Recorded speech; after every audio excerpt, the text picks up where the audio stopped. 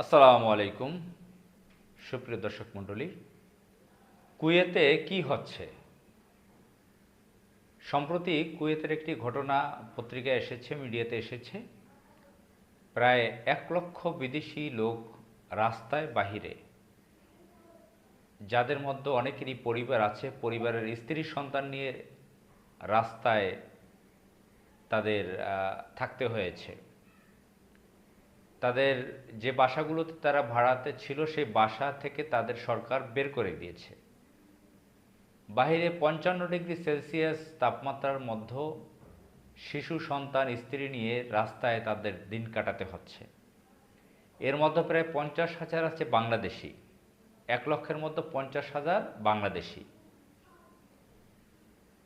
কুয়েতের হাসামিয়া এলাকায় এই ঘটনা ঘটেছে। এর পাশে আব্বাসিয়া একটা এলাকা আছে। এই দুই এলাকায় সংবাদ মাধ্যমে জানতে পারলাম কুয়েত সরকার সেখানে কয়েকবার নোটিশ দিয়েছে সেখানে বাড়িওয়ালাদেরকে, যাদের সে বাড়িঘরগুলো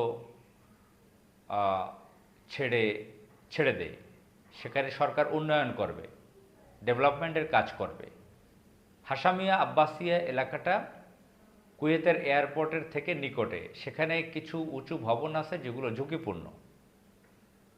তো এই জন্য সেগুলো ভেঙে সেখানে নতুন উন্নয়ন করবে, নতুন নতুন ভবন তৈরি করে দিবে। তো বাড়িওয়ালারা সেখানে যারা বাড়িওয়ালা তারা সেই সরকারের নোটিশ অমান্য করতেছিল।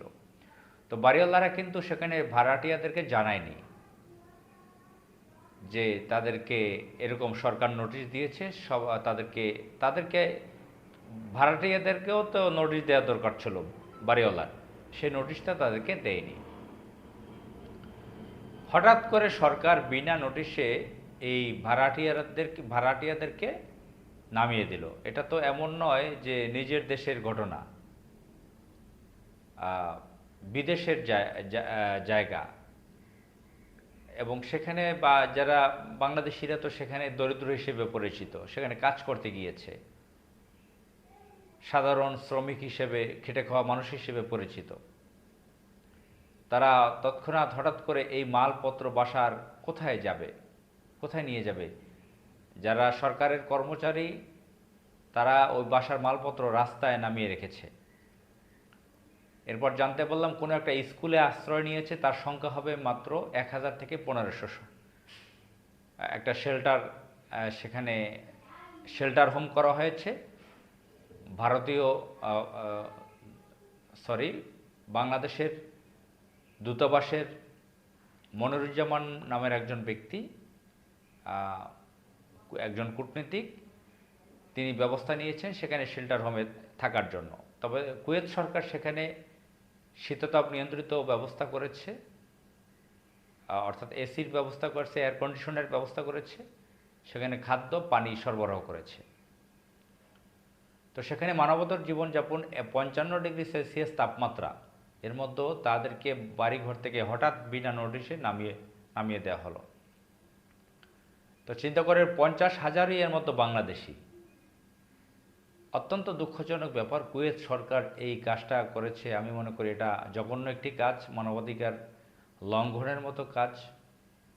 বাংলাদেশ একটি মুসলিম দেশ, মুসলমানরা সেখানে থাকে। কুয়েত একটি মুসলিম দেশ, কুয়েত একটি দানশীল দেশ হিসেবে পরিচিত। বাংলাদেশে অনেক সহযোগিতা করে বন্যার সময়, বিভিন্ন সময়ে, ধনী দেশ। তো একটা মুসলিম দেশ এই ধরনের কাজ করাটা ঠিক হয়নি। তো তাদেরকে গ্রেফতার করতে পারতো, তাদের উপর কঠোর হতে পারতো। তারপরে যারা সেখানে বসবাস করে তাদের অন্যত্র বিকল্প ব্যবস্থা করে তারপর সেখান থেকে সেখানে ভাঙ্গাচুরার কাজ শুরু করে দিতে পারতো। কিন্তু সেটা না করে হঠাৎ ভাড়াটিয়াদেরকে নামিয়ে দিয়েছে।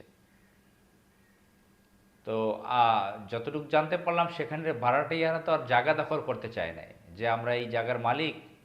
যেরকম যেরকম ঢাকার বিভিন্ন সরকারি জায়গার উপরে বস্তি করে, করাইল বস্তি, বিএনপি বস্তি, আগারগাঁও যেটা, বা সাততলা সাততলা বস্তি। তো এই ধরনের বস্তিগুলোর মতন তো না যে সরকারি জায়গায় তারা থাকে, তারা আর নামতে চাচ্ছে না। তারা ভাড়া নিয়ে এখানে বসবাস করতেছিল তাদেরকে নামিয়ে দেওয়া হয়েছে, এটা অন্যায় হয়েছে। এদের হিউম্যান রাইটস মানবাধিকার দেখার দরকার কুয়েতের সরকারের। তাদের এ বিষয়ে ক্ষমা চাওয়া উচিত, তাদের ক্ষতিপূরণ দেওয়া উচিত। আসসালামু আলাইকুম।